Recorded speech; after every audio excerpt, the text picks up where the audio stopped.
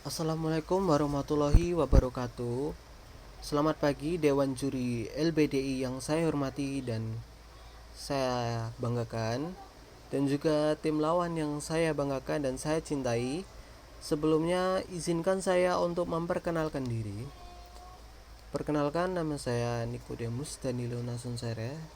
Saya dari SMA Dapena 1 Surabaya.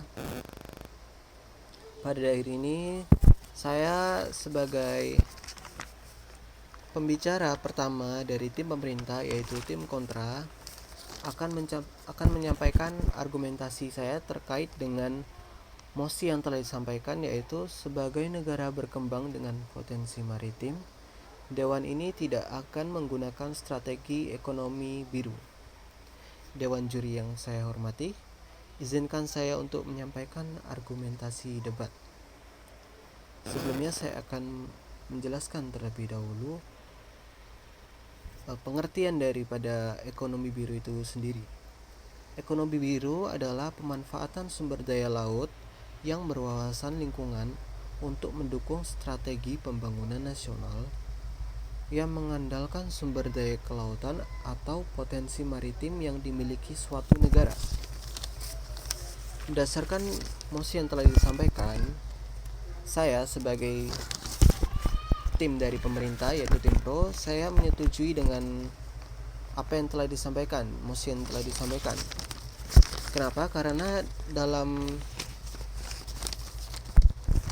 menerapkan strategi ekonomi biru ada beberapa hal yang perlu diperhatikan. Salah satunya adalah untuk menggunakan konsep strategi ekonomi biru di Indonesia, kita harus mempertimbangkan kondisi ekologi dan daya dukung lingkungan pesisir dan laut. Sementara di Indonesia sendiri, ekosistem maupun geografisnya tidaklah rata. Ada berbagai hal-hal yang perlu diperhatikan. Selain itu, pentingnya keterlibatan rakyat dalam penguasaan wilayah pesisir dalam pengelolaan ekonomi biru perlu juga diperhatikan. Jika tidak adanya keterlibatan rakyat dalam penguasaan wilayah pesisir, akan menyebabkan konflik antar pemerintah maupun masyarakat. Pentingnya penguasaan wilayah pesisir ini adalah agar pengelolaannya sesuai dengan karakteristik dan nilai-nilai lokal yang ada pada daerah itu. Melibatkan kalangan masyarakat pesisir dalam proses perencanaan, pelaksanaan, dan monitoring atau pengawasan. Hal ini merupakan suatu tanggung jawab bersama. Tetapi terkadang masyarakat juga cenderung tidak mau bertanggung jawab dan menjaga apa yang sudah dilakukan oleh pemerintah. Jadi ini adalah salah satu tantangan terbesar bagi pemerintah. Maka dapat dibilang bahwa ekonomi biru ini tidaklah efektif. Selain itu, dilansir di mongabai.co.id, terdapat artikel yang menuliskan bahwa nelayan tradisional terancam oleh ekonomi biru. Ini membuktikan bahwa sistem penggunaan strategi ekonomi biru dalam negara maritim itu tidaklah efektif.